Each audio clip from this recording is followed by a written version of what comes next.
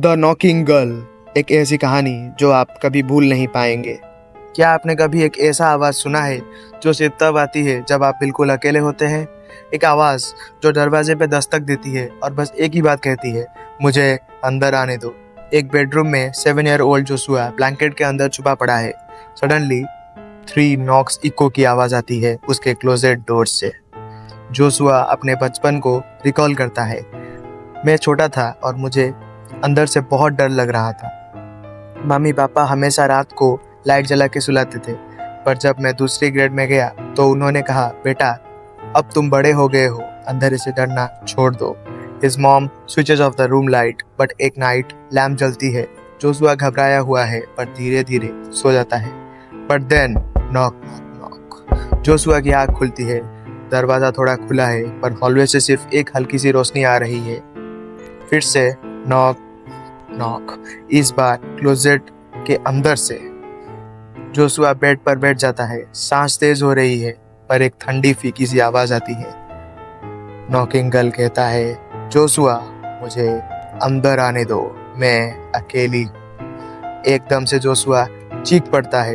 डर के मारे हवा तक नहीं हिल रहा।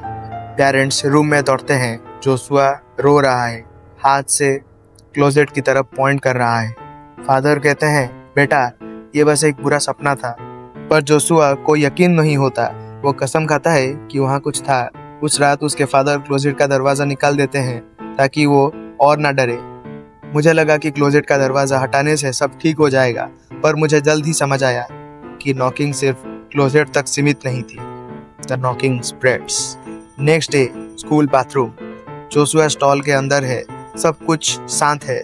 फिर एकदम से स्लैप स्लैप स्लैप, कोई अंदर आया।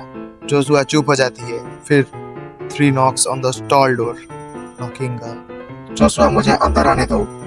जोशुआ नीचे देखता है, 2 पेल सफेद पाँव। उसका सांस रुक जाता है। फिर धीरे धीरे एक चेहरा स्टॉल के नीचे से अंदर घुसने लगता है। बड़ी ब्लू आंखें और बिना नीचे के जबड़े का मुंह। जोशुआ चीख मारता है, पैनिक अटैक आता है और वो वहीं बेहोश हो जाता है।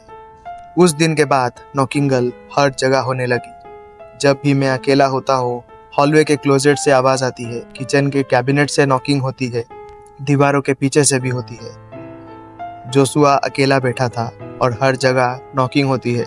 कभी अलमारी, कभी किचन, कभी एक पुरानी वुडन ट्रंक से आवाज आती है। हर बार वो कहती है, मुझे अंदर आने दो। एक चीज मैंने समझ ली, वो अपनी मर्जी से दरवाजा नहीं तोड़ सकती थी। कोई ना कोई उसे अंदर आने की परमिशन देना पड़ता था।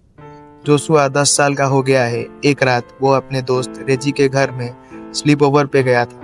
बेसमेंट में वीडियो गेम खेल रहा था। जब रेजी कहती है, मैं किचन से चिप्स और सोडा लेके आती हूँ, वो बेसमेंट का डोर बंद करके चला जाता है।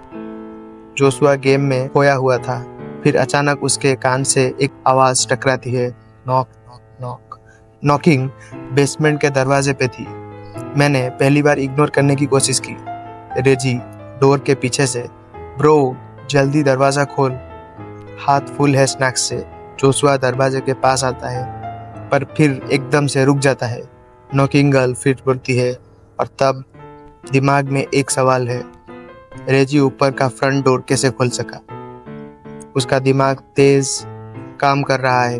उसका हाथ हैंडल तक पहुंचता है पर फिर वो नीचे झुक जाता है। दरवाजे के नीचे का गैप से 2 बड़ी ब्लू आंखें को घूर रही थी। उसका दिल जोर जोर से धड़कने लगा। फिर डोर वायलेंटली हिलने लगा।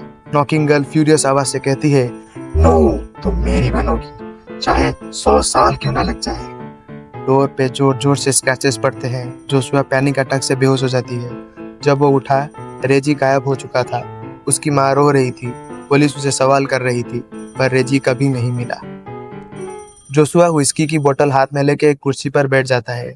सामने का फ्रंट डोर देख रहा है। सालों से नॉकिंग सुन रहा हूँ, कभी माँ की आवाज़, कभी रेजी की, कभी किसी और की, जो मैंने कभी नहीं सुना भाई।